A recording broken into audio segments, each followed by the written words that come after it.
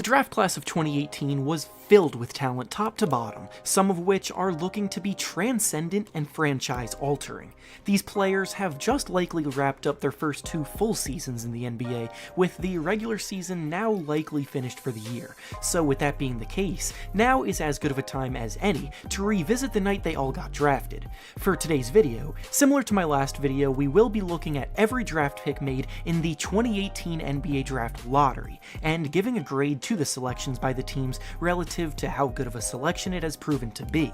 Factors like the production of the player, the fit on the team, and the future outlook of the player will all play into the grade, but before we start things off, make sure to like the video and subscribe to the channel, as all support is very much appreciated.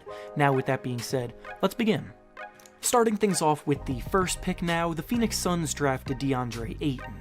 Ayton was a physical force at the University of Arizona before he declared, and his combination of pure strength and finesse made him someone that, at the time, analysts and fans alike saw as someone you couldn't pass up on. And now, through 2 seasons in the league, outside of a 25-game suspension, he's looked every bit on track to live up to that hype and become one of the most productive bigs in the league. He may not get the national attention a few other players in this class that will be mentioned later in this video receive, but that by no means discounts how good he's proven to be, having just averaged 19 points and 12 rebounds per game this year. He's weirdly forgotten about by many as a #1 overall pick, but on the court, he's producing like a guy taken first, and because of that, I give this pick a grade of a solid A-. With the second pick in this draft, the Sacramento Kings selected Marvin Bagley, which is where things start to take more of a negative turn. Through 2 seasons, he's been a fine player, producing decently and showing some promising signs for future development, but for a variety of other reasons, this was just not that good of a pick. At the time, Luka Doncic was the player that pretty much everyone viewed as a top 2 prospect in this draft, alongside Ayton, so if Luka slipped past the first pick, everyone expected him to go #2. So when the Kings passed up on him for Bagley, it was a questionable decision, and through 2 years now, it looks even more questionable with Luka dominating the league. Obviously, Bagley very well may become a very good player down the line, but the likelihood of him ever coming close to what Luka is slim. So because of that, this pick gets a subpar grade of a C-. Now, up next with the third pick, the Dallas Mavericks selected Luka Doncic, who we just briefly discussed. The Mavericks traded up with the Atlanta Hawks for this pick, and that move landed them a guy they will likely be building around for years to come. At just 20 years old, he's already established himself as a superstar, capable of creating for both himself and others at an elite level. This season, he averaged a massive 29 points, 9 rebounds, and 9 assists per game, while shooting a solid 46% from the field, which are numbers that very few people in the history of the league have ever been able to pull off. The Mavericks have quickly advanced past the rebuilding stage and are now ready to make runs in the playoffs, which is well ahead of schedule, and a lot of it comes down to Luka leading the way. When it comes to landing top quality players at the top of the draft, there's no better way to come out than with a player of this caliber, so the grade I'm giving this pick is without question the mighty A+. Up next, the fourth pick in the draft was made by the Memphis Grizzlies, and the player they chose was Jaren Jackson Jr. Jaren's versatility as a big man makes his value to the Grizzlies immense, yet it also simultaneously flies under the radar. On defense, he's an excellent rim protector that blocks shots and contests even more, and he can rotate out and hold his own against smaller matchups on the perimeter, but he does admittedly need to work on cutting down on his fouls. But for him to be where he is while also only being 20 years old is very exciting for Grizzlies fans. Plus, offensively, he plays the role of a stretch big perfectly for the modern NBA, and his scoring output has gone up from year 1 to year 2, while also now knocking down 40% of his threes on a high volume. Ja Morant, who the team would draft the next year, may be the face of the team now as the primary playmaker, but Jaren's value on both ends of the floor is equally as valuable. He does all the little things needed from a big, and as he gets more experience through the years, he very well could have all-star potential. I give this pick a very solid B+ for a team that drafted incredibly well during their rebuild. Next up with the 5th pick, the Atlanta Hawks drafted Trae Young with the pick that they swapped with the Mavericks. In the history of draft day trades, pretty much every one of them has a winner and a loser, but this swap made between the Hawks and the Mavericks might be the rare example of a win-win, because both teams got their franchise pillar to build around. Trae is an elite playmaker already in his 2nd season, averaging about 30 points and 9 assists per game. His crafty handle, ability to shake defenders and create space, and shooting ability from anywhere on the floor make him an incredibly difficult cover for opposing defenders, and when he catches fire, there's almost nothing you can do about it because he's pulling up from the logo. The Hawks may not have been winning much with him at the helm, but they are still in the middle of a rebuild, so when Trae and some of the other core players they've put together start to hit their primes, this will be a scary group, and finding a guy as productive as Trae with the 5th pick makes this grade for the pick another A+. Next up with the 6th pick in the draft, the Orlando Magic drafted Mo Bamba. On draft night, Bamba was one of the most mysterious prospects because his physical tools and ridiculous length and size combined with his shot blocking potential had scouts drooling over what his potential could be. The problem though was that as a player, he was still very raw, and outside of blocking shots, the rest of his game still has a long way to go before he can start to be a consistently productive player, let alone a high-level one.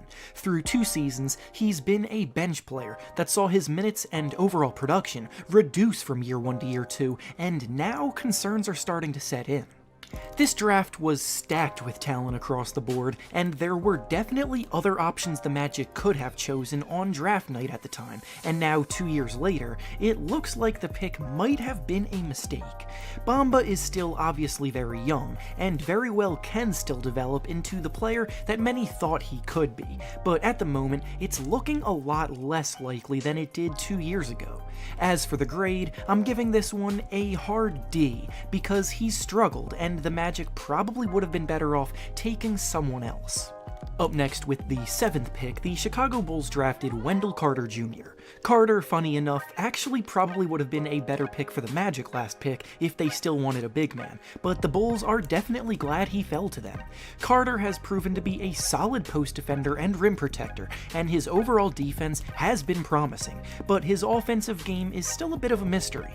He's a very good post-up player, but the Bulls don't necessarily create many post-up opportunities, so most of his touches come in pick and rolls.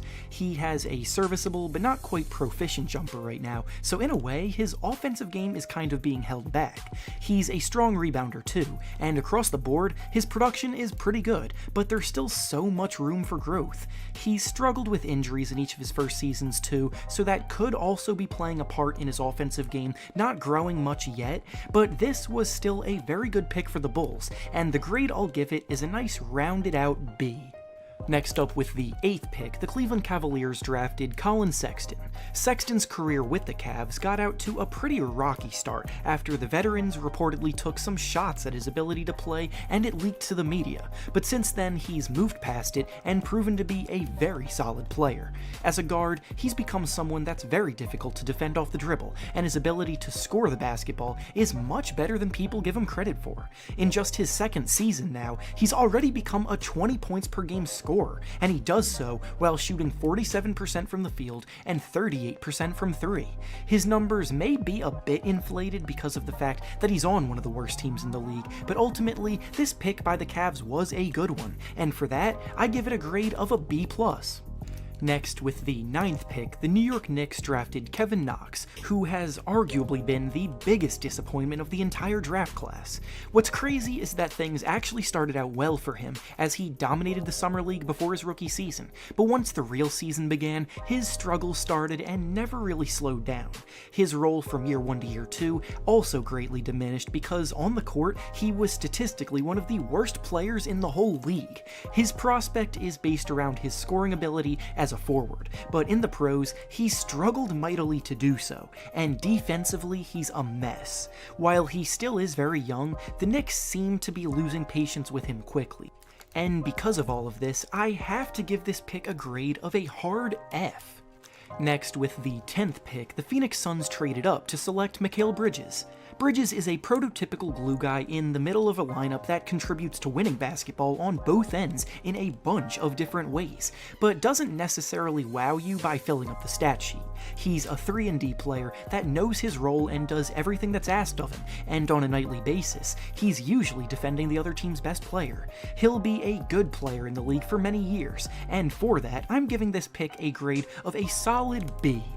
Next up with the 11th pick, the Los Angeles Clippers traded up and drafted Shai Gilgeous-Alexander, and by doing so, landed arguably the biggest steal in the draft. The fact that they traded him to Oklahoma City just a year after the draft is besides the point, because they were able to acquire Paul George, but even still, landing someone as talented and promising as he is at this spot is incredible value. He has all of the makings of a dominant two-way guard who plays with a very smooth and under control way of attacking while also picking the defense apart and getting to his spots. He's got a bright future ahead, and with that being said, this pick gets one of the highest grades in the video with a nice A. Next up with the 12th pick, the Charlotte Hornets actually traded down from the Clippers' last pick and drafted Miles Bridges. Bridges is an interesting player to analyze because he has all of the physical gifts of quickness and elite athleticism, and every now and then he'll wow you with a highlight dunk, but he's not very consistent as a scorer and he struggles mightily on defense. I think he could become a good player one day, but I'm not quite as confident in that assertion as many were 2 years ago when he got drafted. He's not bad by any means, he's just decent, and the grade for this one is gonna be a B-. Next up with the 13th pick, the Los Angeles Clippers drafted Jerome Robinson, who at the time felt like a reach, and so far, nothing has really changed in that regard. Robinson was a nice prospect expected to go somewhere in the first round at the time, but I don't think any mock drafts had him going as high as the lottery, so when this happened, it surprised a lot of people, and now 2 years later, people are still scratching their heads. He's barely gotten playing time 2 years in, and he hasn't exactly been good when he has played. Not to be harsh, but this pick was just bad, and I have no choice but to give it an F grade. And finally, the last pick of the lottery was made by the Denver Nuggets, and with it, they drafted Michael Porter Jr. Porter Jr. was a guy seen by many as a future superstar in the league, but back problems plagued him for the last 2 years, which killed his draft stock, and after sitting out an entire season last year, he's been slowly getting back into the swing of the season, and on occasion, has looked like the player he was pre-injury.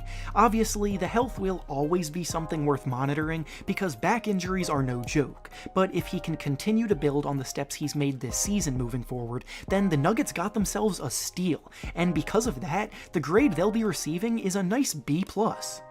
And with that being said, that's all I have for you today. Make sure to like the video, subscribe to the channel, and comment down below what grades for the picks you guys would give.